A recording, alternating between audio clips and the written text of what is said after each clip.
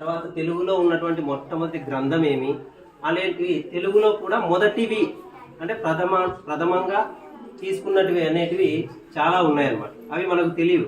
వాటికి సంబంధించినటివే తొలి తెలుగు రచనలు. ఒకటి తొలి తెలుగు ఇతిహాసం. ఇతిహాసం అంటే గ్రంథాలు అన్నమాట, పుస్తకాలు. రామాయణము, భారతము, భాగవతం ఇలాంటివి ఉన్నాయి కదా మనకి. వాటిలో తొలి తెలుగు ఇతిహాసం ఏమిటి అంటే ఆంధ్ర మహాభారతము. ఇది తెలుగులో మొట్టమొదటి ఇతిహాస గ్రంథం.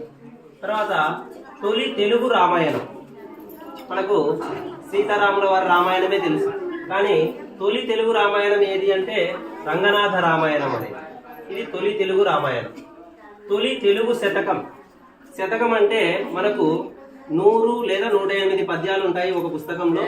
100 లేదా 108 పద్యాలు ఉన్నటువంటి ఆ పుస్తకాన్ని శతకము అంటాం. ఆ పద్యాలలో మనకి ఏం తెలుస్తుంది అంటే నీతి తెలుస్తుంది. మనుషులు ఎలా బ్రతకాలి, ఏ విధంగా ఉండాలి, మెలగాలి అనేవి పద్యాల రూపంలో పూర్వం మనకి చెప్పడం జరిగింది. వాటిని ఒక పుస్తకంగా రాసినారు. వాటిని శతకాలు అంటాము.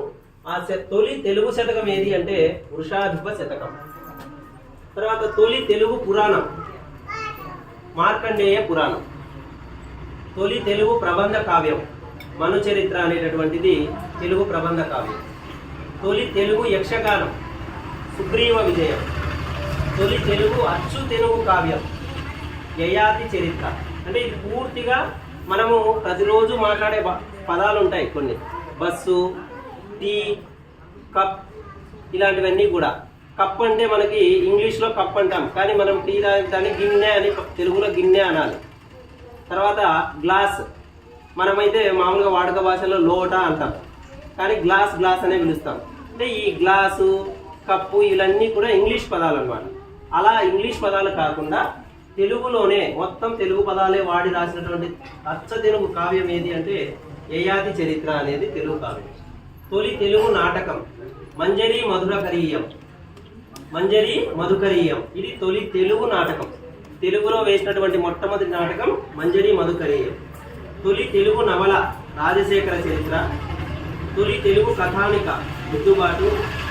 తొలి తెలుగు యాత్రా చరిత్ర కాశీ చరిత్ర. ఇవి అన్నీ కూడా తెలుగు భాషలో మొట్టమొదటిసారిగా చేయబడినటువంటి శతకాలు, గ్రంథాలు, పుస్తకాలు. ఇవి తెలుగుకు సంబంధించి. ఇది నా తెలుగుకు సంబంధించి. మనము విద్యార్థులకు దేశభక్తిని నింపడానికి గేయ రూపంలో ఈ ఆగస్టు 15 కూడా మనము దేశభక్తి గేయాన్ని పాటించడం జరిగింది. డ్యాన్స్ కూడా వేయడం జరిగింది.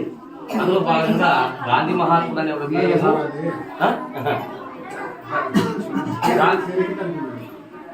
గాంధీ మహాత్ముడి గేయము, దేశంలో ప్రేమించుమన్నా అనే 2 గేయాలు పిల్లలకి పాఠ్య పుస్తకంలో వచ్చినాయి.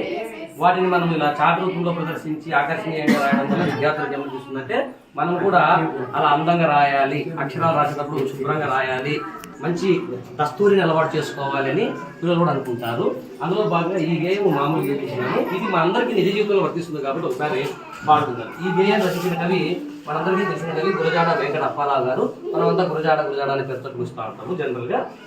దేశమును ప్రేమించుమన్నా మంచి అన్నది పెంచుమన్నా. దేశమును ప్రేమించుమన్నా మంచి అన్నది పెంచుమన్నా. ఒట్టి మాటలు కట్టి పెట్టోయ్ గట్టి మేతల పెట్టవోయ్. ఒట్టి మాటలు కట్టి పెట్టోయ్ గట్టి మేతల పెట్టవోయ్. పాడి పంటలు పొంగి పొర్లే దారిలో నువ్వు పాటు పడవోయ్. పాడి పంటలు పొంగి పొర్లే దారిలో నువ్వు పాటు పడవోయ్. తిండి కలిగితే కండ కలదోయ్ కండ కలవాడేను మనిషోయ్. తిండి కలిగితే కండ కలదోయ్ కండ కలవాడేను మనిషోయ్.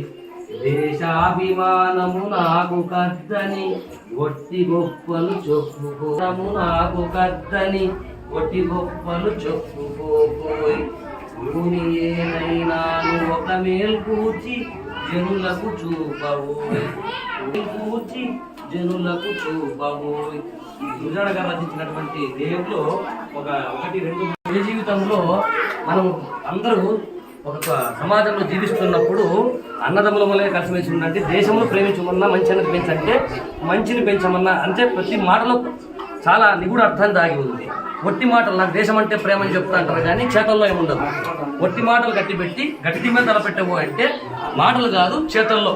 ఉదాహరణకు బడికి ఏదైనా సాయం చేసి మేము చేస్తాం అనేది కాకుండా కొంచెం మేము పిలిచినప్పుడు కొద్ది ముందుకు వచ్చి అంటే మన నిజ జీవితంలో అది ఆపాదించుకుంటే వర్తిస్తుంది. వాడి పంటలు పొంగి పొరలే దారిలో నువ్వు పాట కూడా పోయి తిండి కలిగితే గండ కలదో గండ కలవాడేమో మనిషి అంటే ఇప్పుడన్నా తిండి దండి లేనిది. ఒకప్పుడు తిండి దొరకకుండా పరిస్థితుల్లో ఈ గేయాలు రచించినారు కాబట్టి ఆకలితో చనిపోయేవాళ్ళు కాబట్టి ఆ రోజుల్లో చాలా మంది బలహీనంగా ఉండేవాళ్ళు కాబట్టి తిండి యొక్క విలువలు చెప్తూ ఫస్ట్ నువ్వు శారీరకంగా బాగుంటేనే మానసికంగా బాగుంటామని తెలియజేయడం జరిగింది. దేశాభిమానం నాకు అర్థం ఒట్టి గొప్పని చెప్పుకోవద్దు, దేశం అంటే నాకు ప్రేమని చెప్పుకోవద్దు. ఏం చెప్తున్నారు ఇక్కడ, పూని ఏదైనా ఒక మేలు పూర్తి జనులకు చూపబోయే అంటే ఒక మంచి పని ఏదైనా కానీ మనకు చేతైన పని, మనకు చేతకాని మంచి పని ఏదైనా చేతైన పని చేసి జనులకు చూపబోయే అంటున్నారు.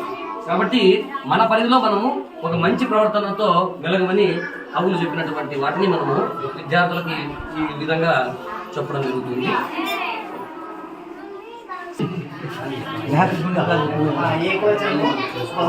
ఏకవచనం అంటే ఒకసారి చెప్తాం, బహువచనం అంటే ఎన్నైనా ఉండొచ్చు అనమాట.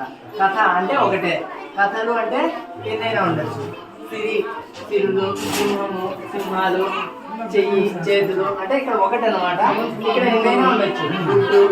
గుడ్లు, నదులు, బాలులు, బడి, బడులు, పలకలు, పొంగలు, పుస్తకాలు, గారెలు, బొమ్మలు, చెట్లు.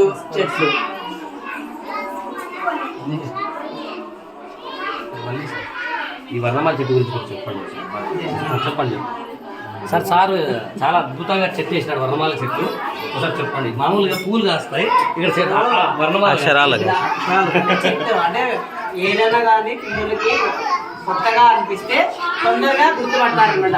కొత్తగా వచ్చి ఫస్ట్ క్లాస్ పిల్లలు నువ్వు ఎంత చెప్పినా బోర్డు మీద రాసినా వాళ్ళు అంత ఈజీగా నేర్చుకోరు. ఈజీగా అయితే ఏదన్నా కొత్తది చేసినామంటే తొందరగా నేర్చేసుకుంటారు. అందుకే తొందరగా నేర్చుకోవాలని చెప్పేసి ఈ చెట్టు వేసినది. తర్వాత ఇక్కడ కొంచెం నేర్చుకున్న తర్వాత అక్షరాలు ఎక్కడెక్కడ ఉన్నాయో గుర్తించమని వాళ్ళని అడిగినామంటే ఇక్కడ ఎక్కడ ఉంది అంటే ఇక్కడ గుర్తిస్తాను. తర్వాత కా ఎక్కడుంది, ఊ ఎక్కడుంది, బా ఎక్కడుంది అని వాళ్ళనే చెప్తున్నామంటే గుర్తిస్తారు అనమాట. అంటే వాళ్ళలో కూడా కొంచెం షార్ప్నెస్ అనేది పెరుగుతుంది. అందుకే ఇక్కడ వర్షంగా కనిపించకుండా జిగ్జాగ్గా కనిపిస్తుంది. అంటే వాళ్ళ మైండ్ అనేది షార్ప్ అవుతుంది. ఇది వర్ణమాల చెట్టు. వచ్చేసి 5వ క్లాస్ లో వస్తాయి. పిల్లలు ఎప్పటికీ గుర్తుండాలి, వాళ్ళ మైండ్ లో ఎప్పటికీ గుర్తుండాలంటే ఇట్లా వెరైటీగా చేసినామంటే సంయుక్త వాక్యం, సంక్లిష్ట వాక్యం ఆ రోజు సార్ ఇట్లా బొమ్మ రూపంలో చేసినారు. ఎగ్జామ్ లో కూడా అడుగుతారు అనమాట. ఎగ్జామ్ లో అడిగినప్పుడు టక్కని మా బతికి రావాలి వాళ్ళకి. అందుకే ఇట్లా వెరైటీగా చేస్తే వాళ్ళకి లైఫ్ లాంగ్ అనేది గుర్తుకుంటుంది. ఇవి కూడా నక్షత్రాలు. ఇప్పుడు కాంపిటీషన్ ఎగ్జామ్ లో కూడా నక్షత్రాలు ఎన్ని అని అడుగుతారు, ఋతువులు ఎన్ని అని అడుగుతారు. చాలా మంది పిల్లలకు 10th క్లాస్ వచ్చినా కూడా చెప్పలేరు. ఋతువులు ఎన్ని అంటే ఋతువులు ఎన్ని వాళ్ళకి 5, 4, 2 అని డౌట్ వస్తుంది. ఇంకా చిన్న ఏజ్ నుండి పిల్లలకి వెరైటీగా చేసినామంటే ఎప్పటికీ గుర్తుంటుంది. వాళ్ళు ఎప్పుడు అడిగినా కూడా నక్షత్రాలు 27 అని చెప్తారు. తర్వాత ఇవి కూడా మన 4వ క్లాస్ లో రెసిడెన్షియల్ ఎగ్జామ్ లో ఆయనములు ఎన్ని అని అడిగినాడు. 2 చాలా మంది పిల్లలు తప్పు వేసినారు. అందుకోసం వాళ్ళకి ఇట్లా వెరైటీగా ఆయనం 2, ఈ ఉత్తరాయణంలో ఎన్ని